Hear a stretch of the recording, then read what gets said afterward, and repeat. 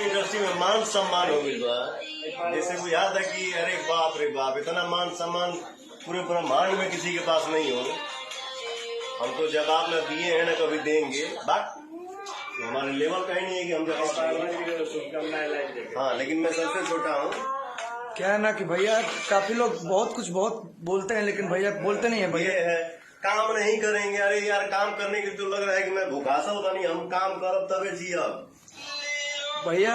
No comment भैया। हम लोग मेरे से कर ले, हर चला ले, माई के सेवा कर ले, उतना धन कमाई ना, उतने में जी ले।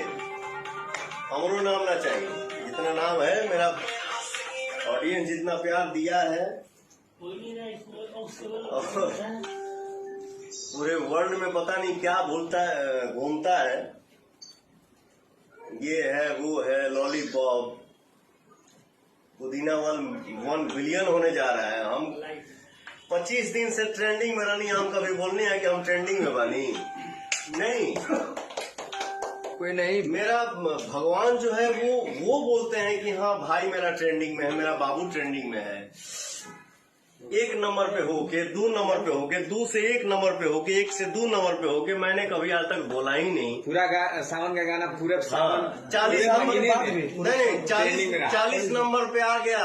ये देखिए ट्रेंडिंग का तांडव। अरे यार, माने 40 पे तांडव हुए, एक नंबर पे कुछ ना हुई, 2 नंबर पे कुछ ना हुई। अरे बेलूरा, चल बेटा, तो के हिसाब तो हम करब, लेकिन अभी ना।